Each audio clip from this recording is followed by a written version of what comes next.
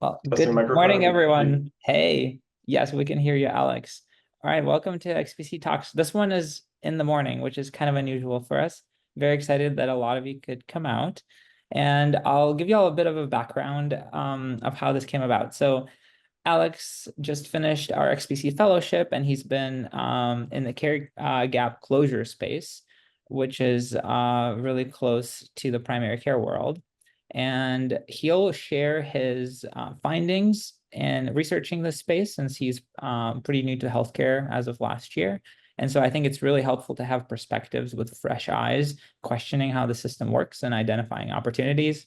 And so, Alex, I'll hand it off to you, and then maybe you can just give us a bit more background about your interest in this space. It's cool for people to get to know you as a person before you dig into the topic.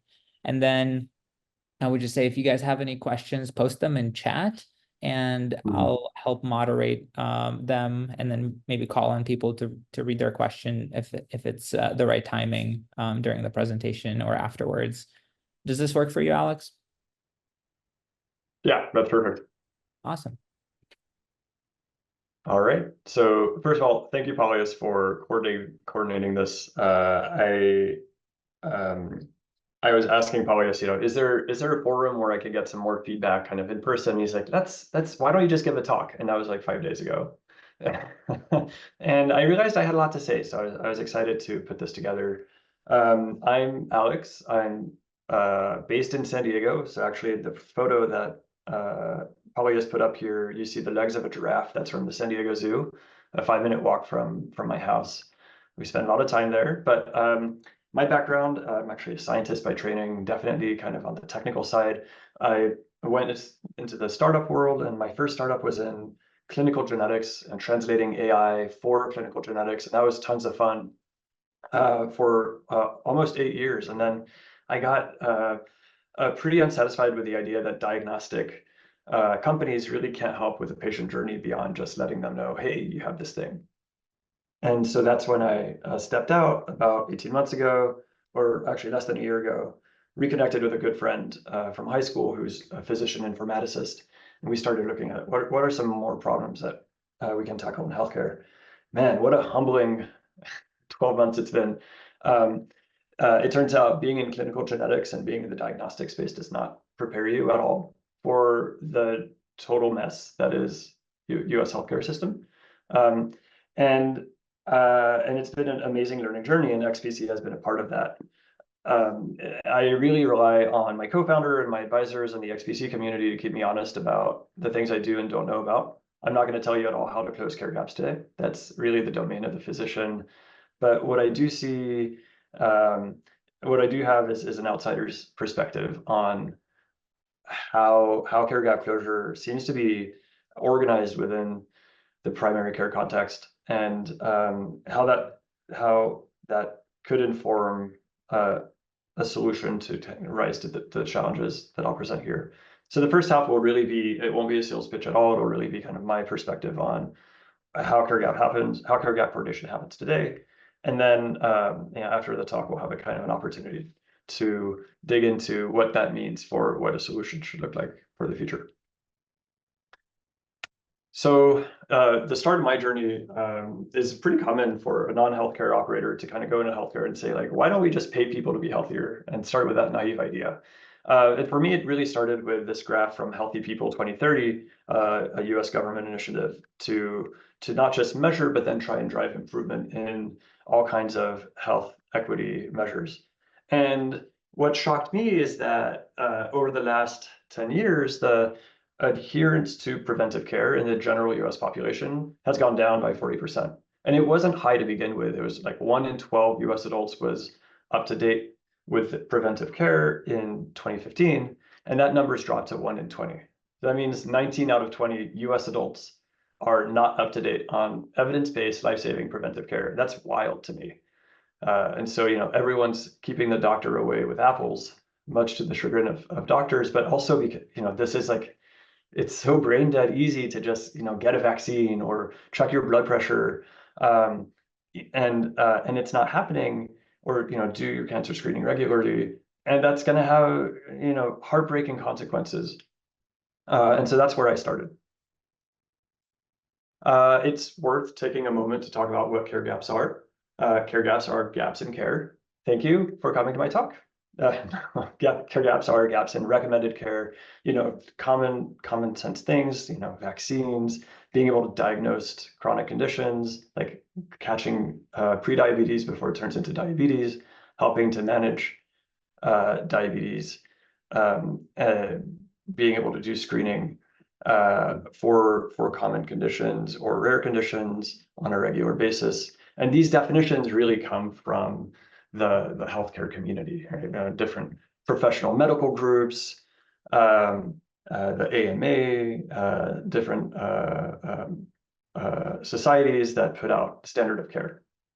And once those standards of care are out there, it's really a negotiation and compromises between the different stakeholders to define, okay, how do we actually measure whether the standard of care is being met, especially with respect to preventive medicine. And so different nonprofit, government, and payer organizations have put together different standards for different purposes to formally define, okay, what is a care gap? Who is eligible for a certain standard of care, and at what point, and with what frequency, and that's really where care gap definitions come from. So, for example, HCC coding for risk adjustment factors in the context of Medicare could be seen as one way of encoding care gaps. So, if a patient has a suspect HCC, that's a condition that needs to be addressed by a physician or documented in some way, and that could be seen as a care gap. And then there's value-based care-based measures such as MIPS quality payment programs have an associated set of clinical quality measures. The NCQA has defined HEDIS care gaps. Those are used in the STARS measures by CMS.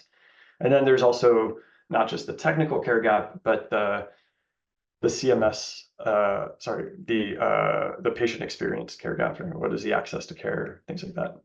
Of course, there's SDOH and how those drive health inequity as well. These measures are constantly evolving, and I invite you to read all 213 pages of the CMS definitions for how to actually measure quality of a health plan. And the reason that we're measuring them, and this is well stated by NCQA, is because you can't improve something if you're not measuring it. So the very first step to improving care gap, yeah, Xavier, sure, we'll wait for you to read the whole CMS document. Improving care gap adherence in the population to get that number from 1 in 20 to maybe 1 in 10 really involves first being able to measure it. And we're measuring it, and we want to improve it because, of course, closing care gaps is good for patients, it's good for their families, they'll live longer, healthier lives.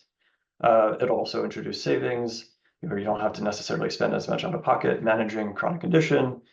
It'll give you more productive years to contribute to capitalism and the economy, which is something that the government wants. And in general, also, we're going to capture savings on the payer side, whether that's the government or a private insurance company. But those savings and all of those downstream indirect benefits, they're going to be hard to capture for health plans and for payers. And it's the only reason many of these preventive services are covered is because they're required to cover these by law. And even for a fee-for-service medical group, let's say there's a patient with who's up to date on all their care gaps except a flu vaccine, it's going to be hard to justify trying to get that patient in for the reimbursement associated with delivering flu vaccine. And that's really where value-based care programs come in. They're here to help align the incentives and the timescales of care gap closure for both payers and providers. And so, yes, in this picture, the physician really likes the patient, but the physician also hopefully gets something else out of it. There's a more kind of complex web of benefits associated with delivering preventive care and closing care gaps. What's interesting from my perspective, and this is not something I've seen necessarily written down, is that there's a shift in who's responsible for closing care gaps. And this is coming by way of the increased popularity of risk-based contracts at the primary care level. Historically, for most of the history of value-based care programs, payers and insurance companies were the primary beneficiary of population level incentives.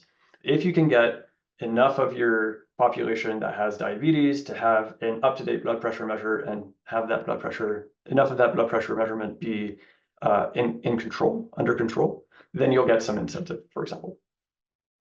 But over the last 5-6 years, there's been a huge increase in how many contracts are at risk or have some kind of quality-based component. And I know this is a refrain that's been repeated for what feels like a decade, but if you look at data from the Healthcare Plan Learning and Action Network, there's a very clear, strong growth now that maybe is reached the level where it just can't be ignored. So the HCPLAN measures anonymized data from payers, specifically measuring how many dollars go to different classes of contracts with providers. And we're at the point now where $1 in $4 from payers to providers is going towards value-based contracts. This is great news, especially if you believe in VBC. And along with this shift, it's meant that the benefits of care gap closure in terms of value-based care incentives and the responsibility of care gap closure has shifted from exclusively payers now to providers as well. And that shift is pretty seismic, and it really changes who are you building a solution for. And it also really creates a lot of fragmentation in terms of who's responsible for closing care gaps. And so I just want to take a minute here to talk about the microsecond where a care gap is closed, where someone receives a flu shot. And so in this encounter between a physician and their patient, maybe this gentleman is getting a flu shot. But there's a ton of coordination that happens both upstream and downstream. Now that you're talking about flu shots in the context of closing a population level care gap, trying to get the number of patients adhering to a particular care gap category above a certain threshold. So from the physician's perspective, they are part of a medical group. That medical group is hopefully contracting with the patient's health plan. Hopefully they are in network with that patient. And that health plan is the one that's being judged, that health plan's population is the one that's being measured by CMS, for example, and who will be receiving quality ratings and incentives based on that member population. From the medical group's perspective, they're not just contracting with that one health plan, they're contracting with many health plans, and every one of those health plans might have different priorities about what care gaps they need closed for their member population. And as a result, the medical group has to pick and choose, okay, which of the health plan's priorities am I going to select as the priorities that I'm going to pursue for my member population? Because oftentimes, if there's a health plan that represents just 2% of your panel or the patients assigned to a medical group, that health plan is likely, the incentive bonuses for that health plan are likely going to be much lower than, let's say, the other health plan that represents 50% of your population.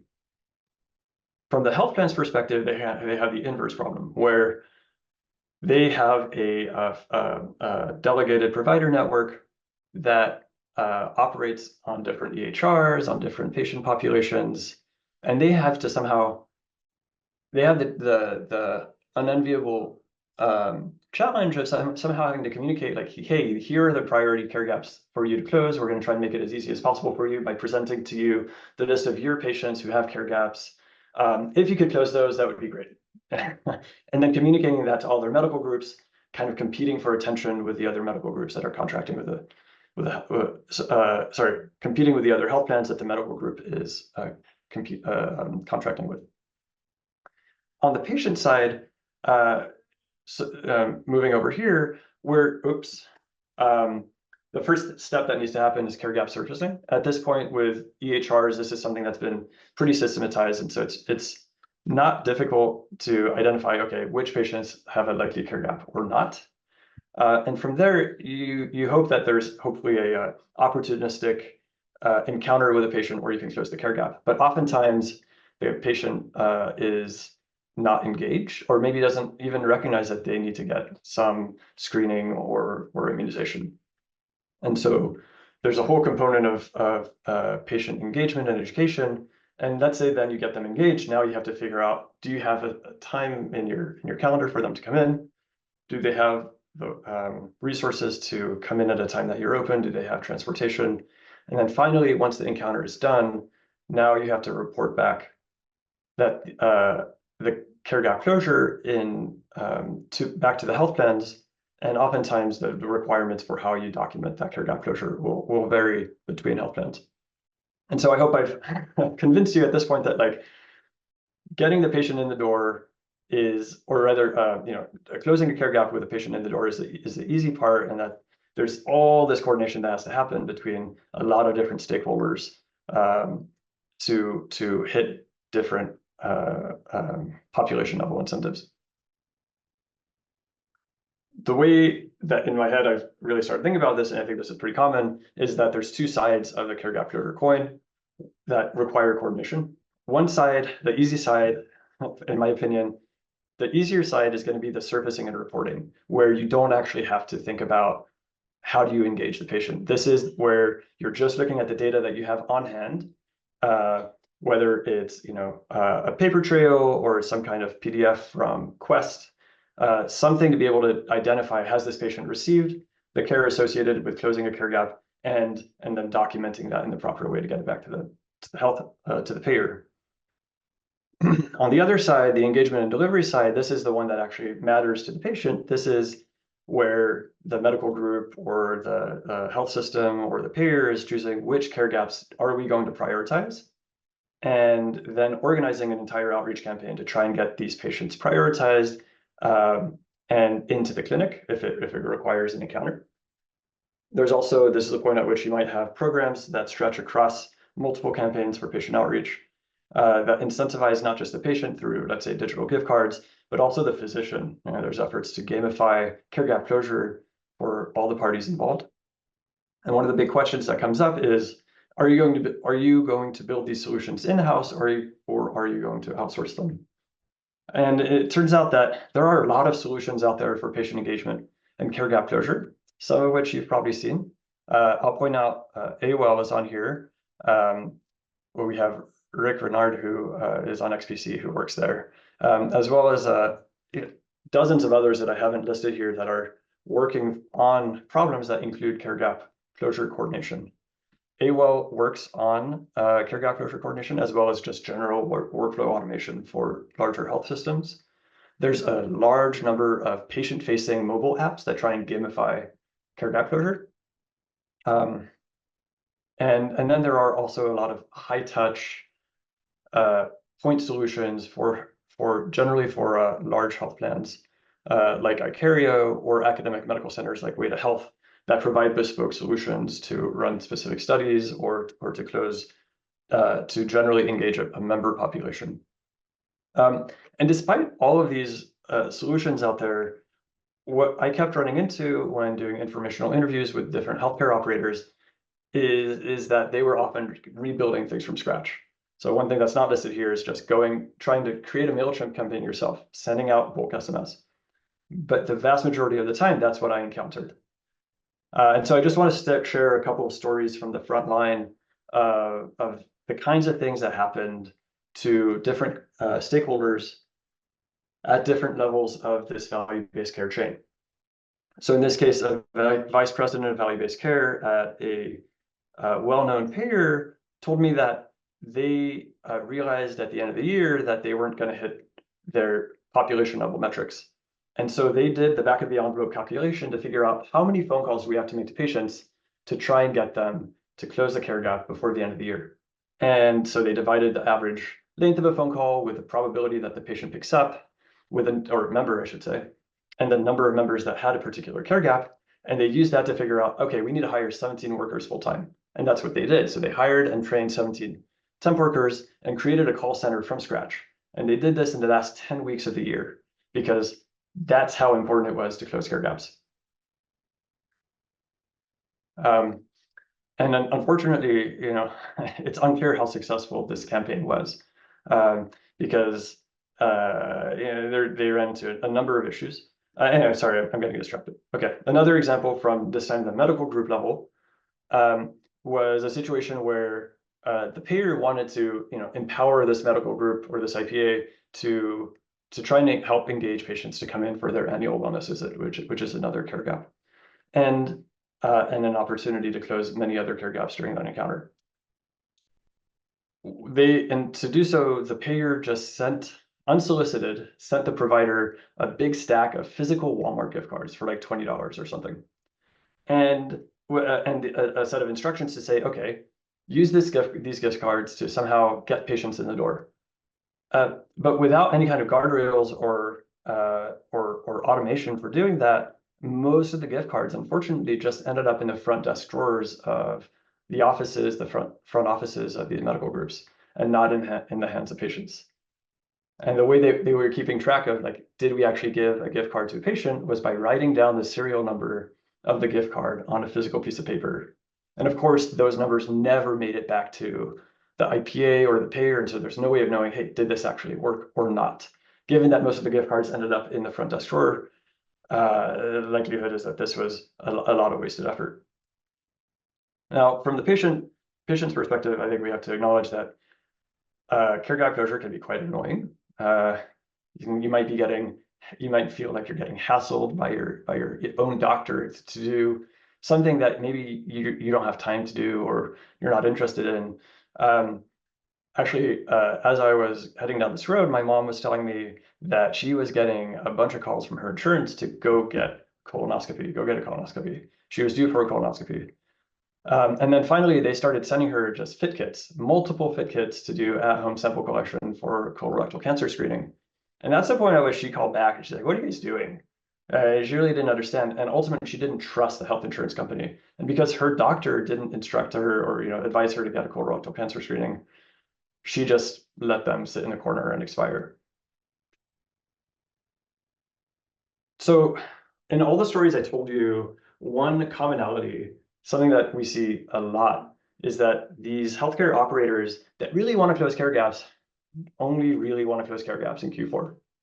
And I'm going to present one hypothesis for why attention around closing care gaps at a population level exists only in Q4, but there's probably other factors involved. One thing to know is that these population level metrics of care gap closure are measured with respect to the contract year. And the contract year ends on December 31st. And so that means any care delivery that happens on January 1st doesn't count towards your population level metrics from the previous year, even if it's for a patient that was enrolled in your health plan the year prior. And so as a result, what happens is from December 31st to January 1st, there is an evaporation of any population level initiative to close care gaps. It vanishes. And it vanishes because it no longer matters to the health plan. It no longer matters for getting those quality incentives. Now, what doesn't vanish is the reporting component, because it's very possible after January 1st to uncover documentation that a care gap was actually closed. And so you have these two sides of the coin that have this strange, like, asymmetric seasonality to them that really constrains when do solutions for delivering care gap closure to patients actually matter.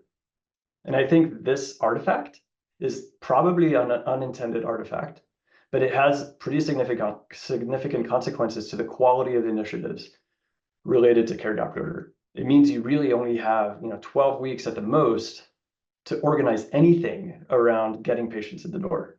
And that oftentimes is not enough to even set up robust campaigns for care gap closure. So I'm almost done here. I just want to maybe highlight what I see as some really high level missed opportunities in coordinating care gap closure. What I see are passionate healthcare operators that understand that closing care gaps is in the best interest of every single party. And they're all working really hard, but they're not working smart most of the time. The exceptions I do see working well are in integrated healthcare systems, the Kaisers and the Payviders and things like that, where they don't necessarily have to compete for attention between health plans and providers. One thing I'd love to see is recognizing that like the PCP patient relationship is extremely powerful, and investing in those kinds of solutions as opposed to outsourcing to mobile apps or bulk SMS that really kind of lose that trusted affinity. There's also a huge amount of amazing literature and randomized controlled trials that shows that nudge theory and behavioral economics, such as digital gift cards, work extremely well, but they don't work 100% of the time. And so having a framework to test and figure out what does and doesn't work, super important. I'd love to see the Q4 push transform into a slow burn all year long. And this is something we've seen a lot, is that you can't necessarily rely on a digital relationship with your patient to be warm and fuzzy if all you're doing is texting them in Q4 and then ignoring them the rest of the year. So having some kind of digital relationship fostered all year long is going to make any kind of escalation of a specific campaign that much more successful. I also want to take a beat to talk about marketing 101 and how the entire mindset around coordinating care gap closure could be shifted from one of, hey, we need to reach a particular goal, to one of, hey, there's an opportunity to learn here. I'm reminded of a saying from one of my good friends from college who says, if you can't shit, blame the toilet.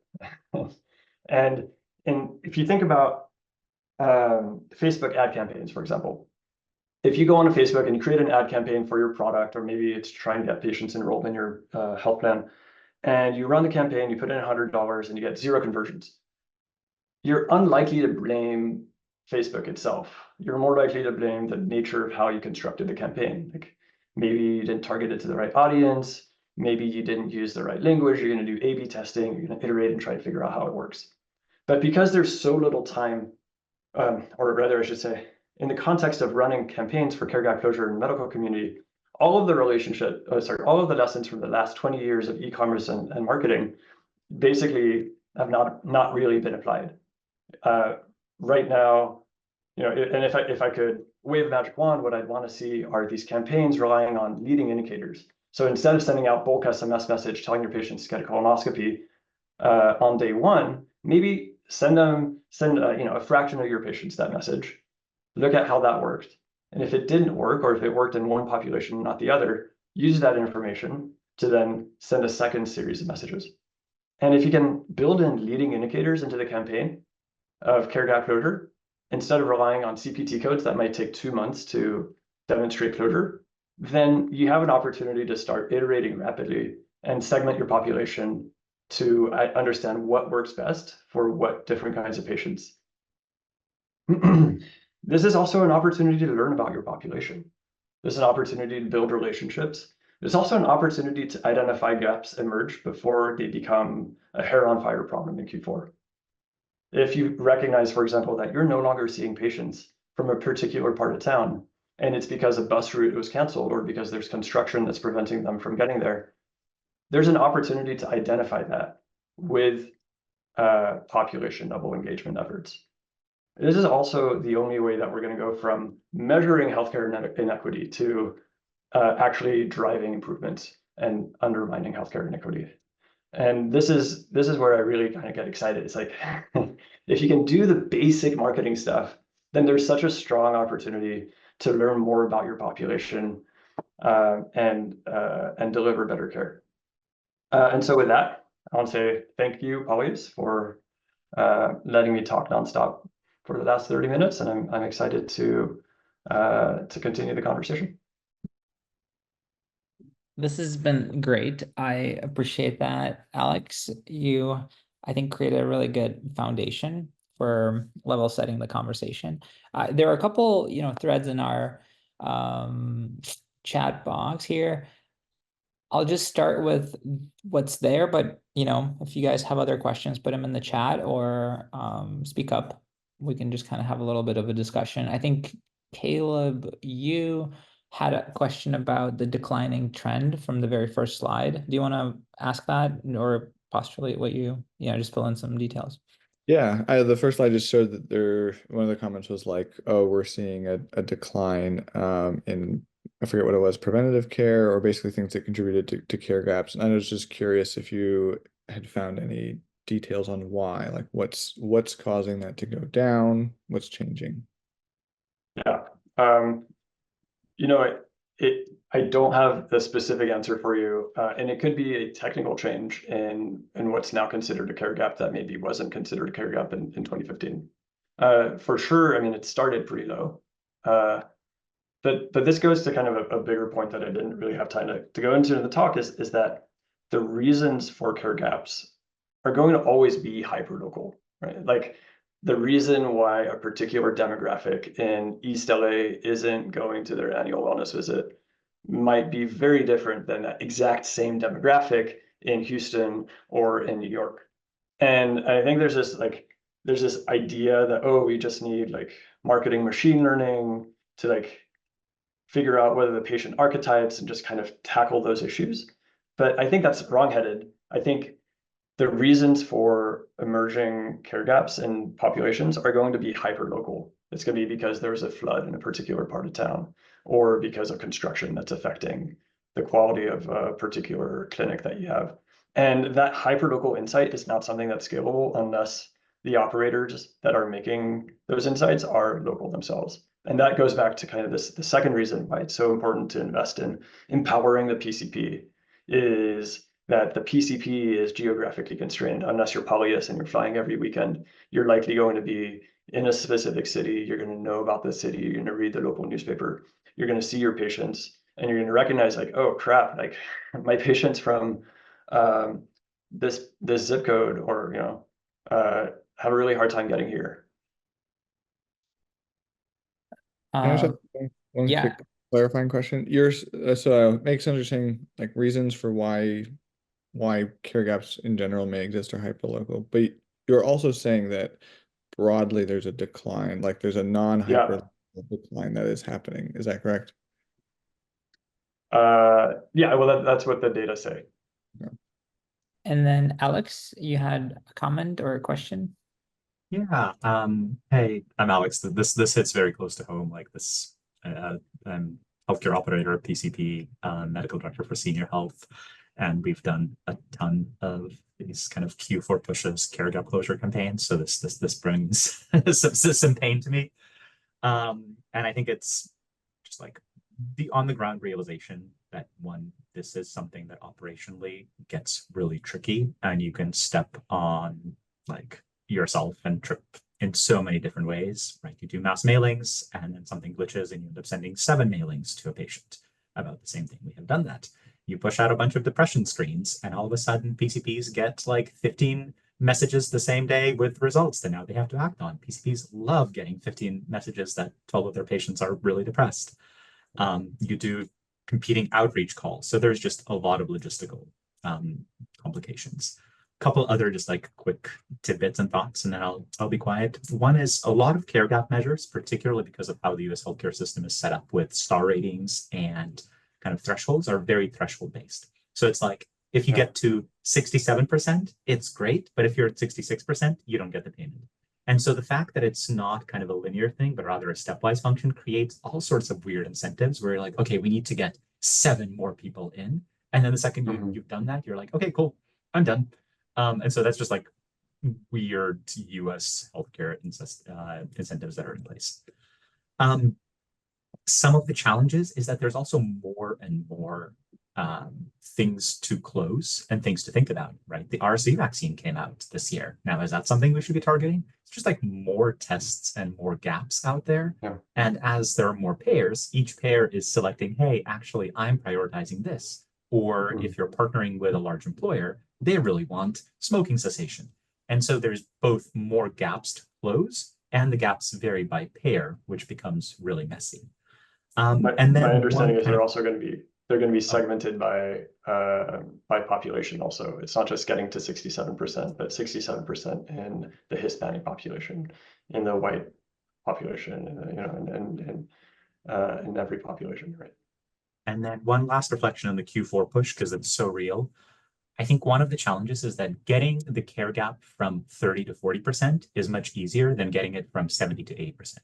And so when like I've made this mistake, you're kind of looking at the annual trend of how things are going. And in Q1, you're like, it's kind of ticking up. It's going up from 20 to 30 to 40. And you're like, I'm doing great. If I just continue this, it's going to be fine. And then you get to Q3 and you realize actually kind of the marginal patient, getting that person from 61% to 62% is much, much harder. And so then you realize that, and then you're panicking. So it's not that like delivery is actually kind of going okay steadily all through the year, but the effort you need to put in to get the patient in at the end is much greater. And so that's where you're hiring the call centers and sending flyers and like doing all that stuff. Alex, are you going to stick around for the rest of the hour? Yep. Yeah, I'd love to keep talking. Yeah, this is awesome. I love seeing the discussion. Okay, there are a couple more questions. Dave, if I can call on you to ask your question, and then Josh, you can certainly chime in. Anyone can chime in. Okay, I'm gonna move here so I don't look like who's the bad guy from Inspector Gadget in the shadow. Hey, Alex, nice to see you again.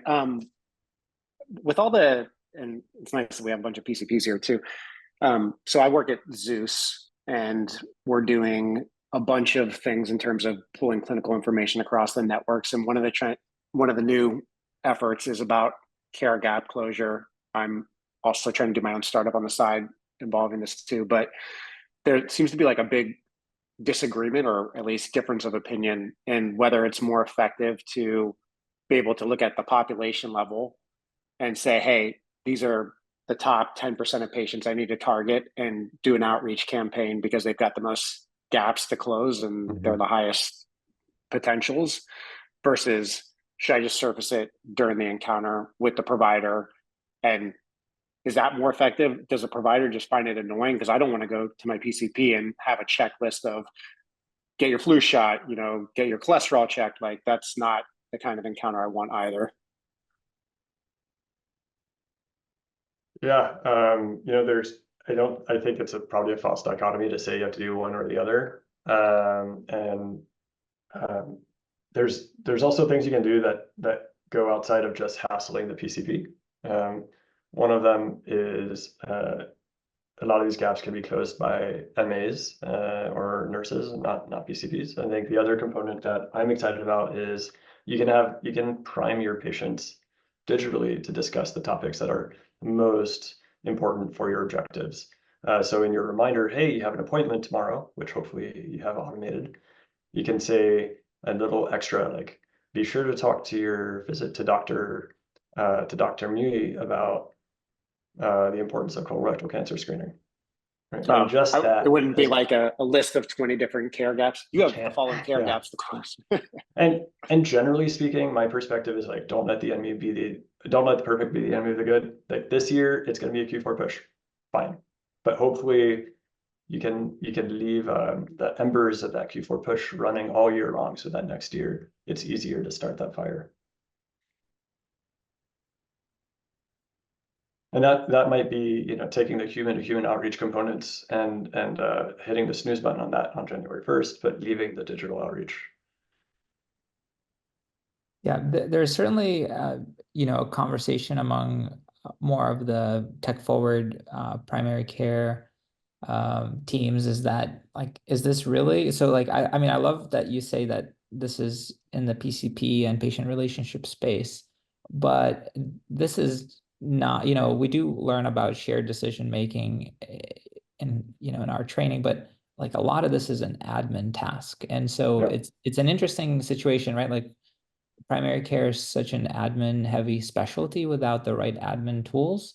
And no one, I don't, it's like it's an interesting conundrum, because we're the trusted resource, but then we also shouldn't be doing this because this is not top of our license at all. And so those who can find how to reconcile, I think, will really help everybody.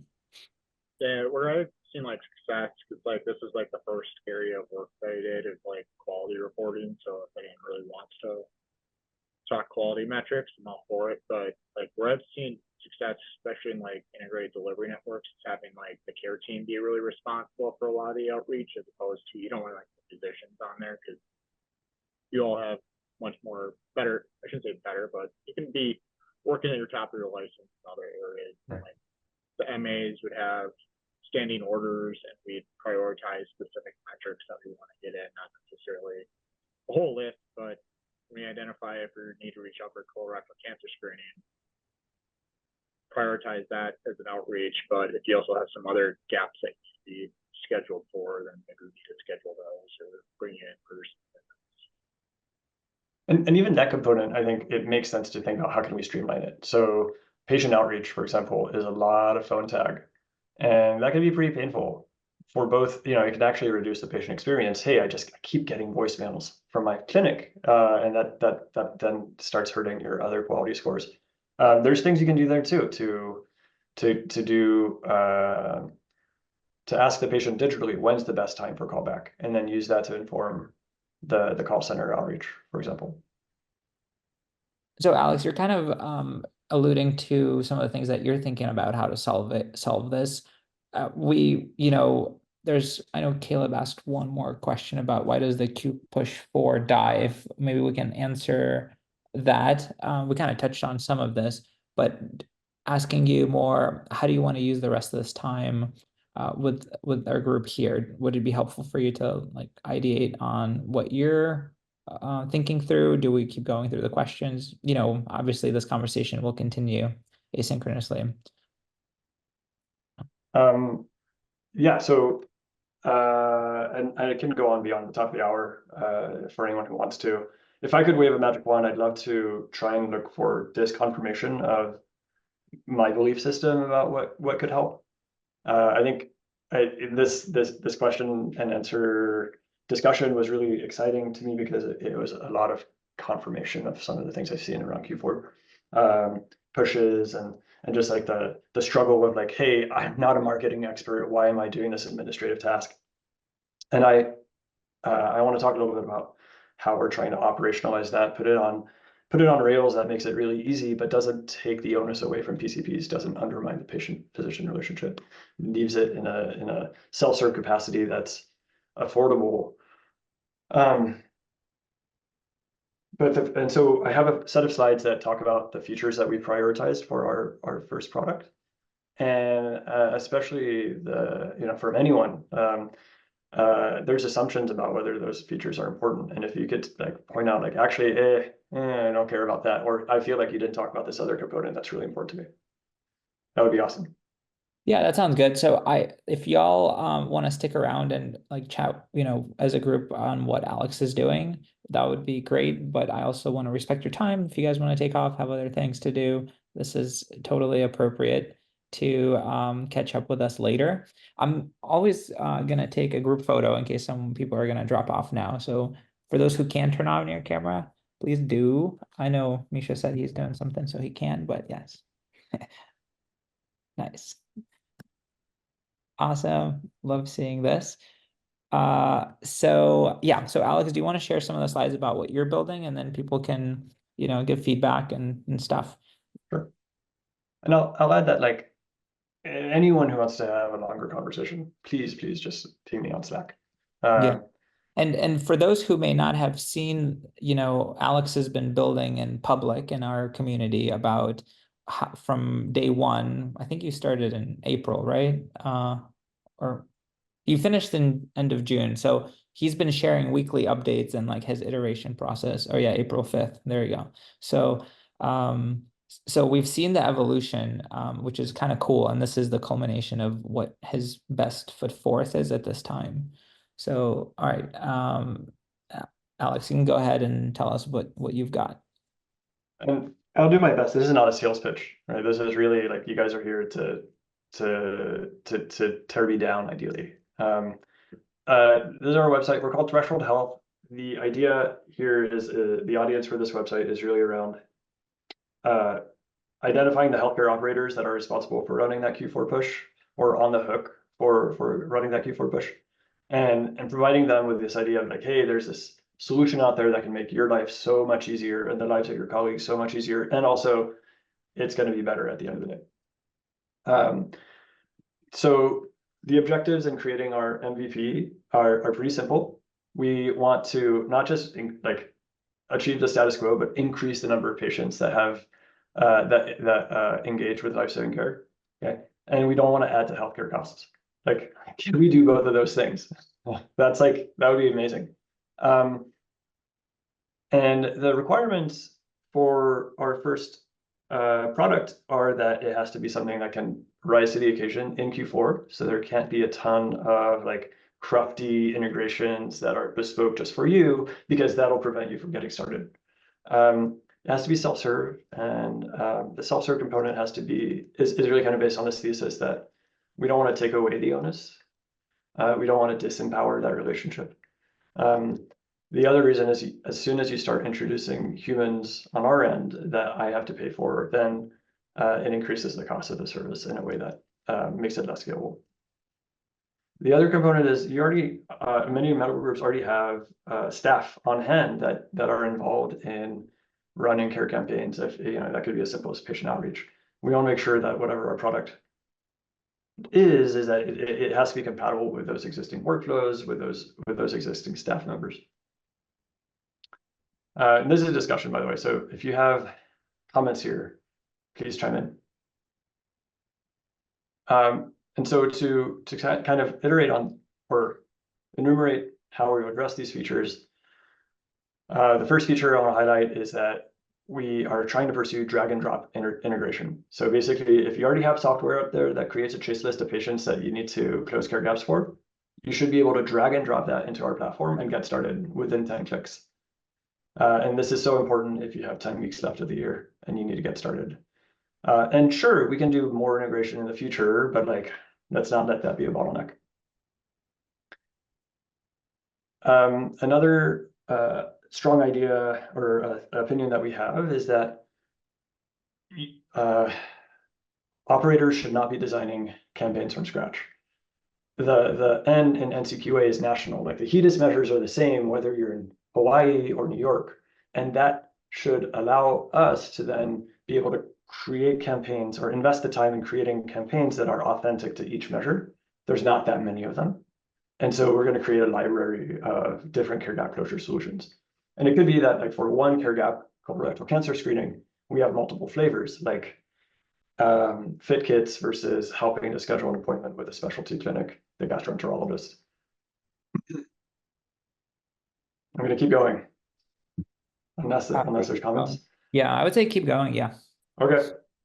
So I mentioned this already. Human-to-human outreach is essential, especially for the MA population. But even me, like I don't want to talk to a chatbot.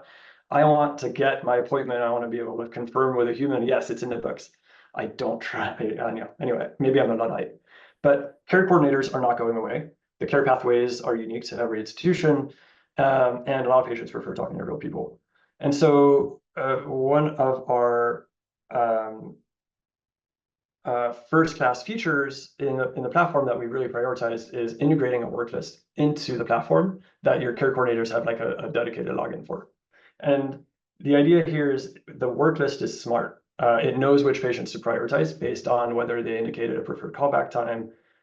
It also helps manage which patients to surface based on the last time you did outreach or the outcome of the last encounter. Like, oh, they're on vacation. They said call back in a week. That should be something that can then actively manage where is the patient in that work list. I should also point out that the outcome of patient outreach is a leading indicator. Oh, they scheduled an appointment. That is something that should be aggregated at the flow, at the campaign level to tell you like, okay, no one's had an appointment yet, but like 30% of the patients that we sent a digital message to open the message. Okay, so that gives you a ceiling on the engagement. And then like already 15% have made an appointment. And none of the care gaps have been closed, but hey, okay, we're making progress. Or, oh crap, 30% is not enough. I need to crank it up. I'm going to include a digital incentive. And that's like the leading indicators that help drive the rapid iteration that I was talking about earlier. Oops. And that, yeah, I think I actually just went over this. Leading indicators should just kind of be built in. They shouldn't be something that you have to kind of worry about. They should just surface automatically. So relying on CPT codes or like care gap closure vendors means that you're going to be kind of 2 months delayed on any kind of readout of how the campaign is going, which means you have no opportunity to iterate before the end of the year. And so being able to know what the fraction is of patients that open your digital message and tracking their incremental progress is going to be important if you ever want to switch from like this reactive to proactive patient outreach mode. So this is the view that a patient sees on their phone when they click the link that takes them to the HIPAA compliant private message. As soon as they hit the link, and then on this page, bam, we know this patient hit this link. And it doesn't matter for that patient, but in aggregate, it does matter. Like we know how well the campaign is going. You can't do that with SMS, right? Alex, question. Is Yeah. that 2 period? Is that like the 2-month delay from a claim getting adjudicated, or is it just a 2-month like scheduling? I was referring to the claim adjudication, but it's also, yeah, it's also the appointment. It's a good point. It's 2 months from the appointment. So once the revenue cycle starts, right?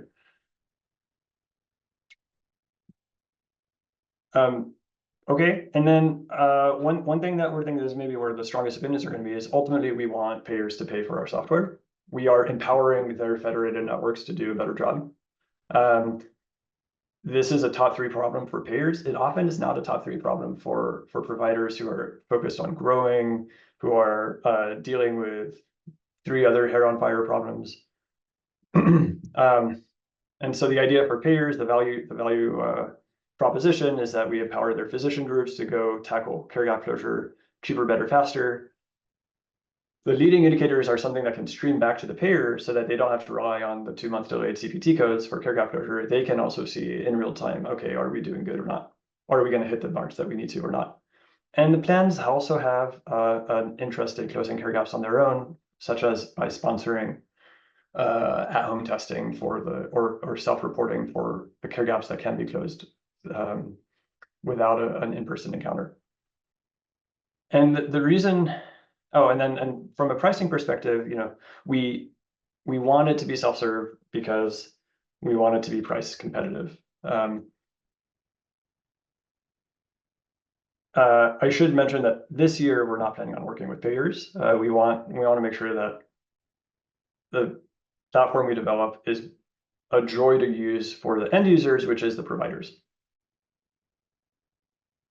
And that brings me to who are we working with so far? We have some unofficial pilots that are starting to emerge with 2 IPAs that have federated provider groups and in-house provider groups. So they have kind of like this weird fragmentation that they have to kind of deal with. I didn't even talk about IPAs in the talk. That there's this middle layer between the health plan and CMS and the payer and the medical group that often adds like another layer of fragmentation of priorities. So the pilots we're running are around annual wellness visit engagement, self-reported blood pressure, and engaging patients around HCC recapture. So like which patients can we help get back to the clinic because there's a particular suspect HCC that wasn't addressed in the last encounter. This is as far down the HCC road as I'm willing to go. I don't want to do like payer-driven. Sorry, I'm going on a tangent. Interestingly, the primary care groups that we talked about aren't the one that I've talked to is like, this isn't a big enough problem for me to invest time in a new solution. What we have is good enough. He said he didn't believe he could get his stars measures up or his plans, his quality metrics up. So that was kind of an interesting blocker. And then integrated healthcare systems, they already do oftentimes a pretty good job because they don't have the kind of fragmentation of responsibility that others do. Yeah, and that's it. So fit it all in the last few minutes. But curious about first impressions.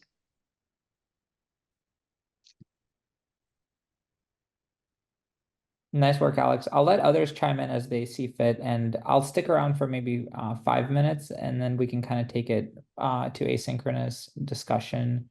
I have some comments. I'll save them for the end, but whoever has opinions, speak up.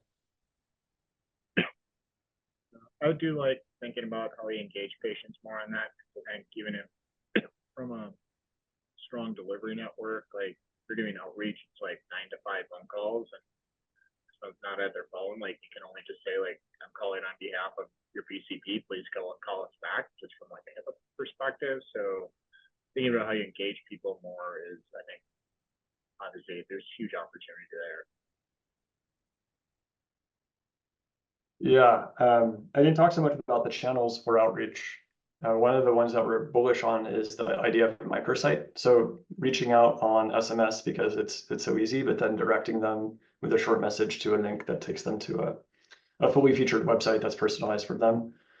There's a few reasons. Again, HIPAA compliance is one of them, but it's actually more engaging than an SMS. And you'll have to also kind of remember that like patients don't like texting back and forth, especially the elder population. Like typing on a phone is hard for a lot of people. And so if you can get them to an interface that is easier, that lets them indicate how they want you to interact with them, whether it's human-to-human outreach or otherwise, is how you're going to get that like phone call touch point. And even if that human-to-human outreach is required, there's faster ways of getting to that than phone tag. Xavier, I think you want to say some stuff. I love you typing in the chat. I think actually, so that what you were just saying kind of gets out one of my questions, which was how you were doing contact, because there's so many restrictions on how you can do sort of non-direct contact, but it sounds like you're just doing, is that right? You're just texting the patients directly with the VA and stuff. Yeah. And then getting them off the SMS as soon as possible onto some secure platform. And I mean, the contact data that you get is pretty good, and most of the patients respond to SMS. TBD. Okay. What I will say is there's something about our phone addicted society that like makes the blue link in an SMS message so much easier to engage with than like a portal message where you have to like remember what your login credentials are, and you have to go through kind of a more funky interface. Yeah. I think that, but I think we're still learning too. I think we'll be doing our own kind of A/B testing in a meta way across different pilots to figure out what works best. And we'll inevitably find out that the answer is it depends.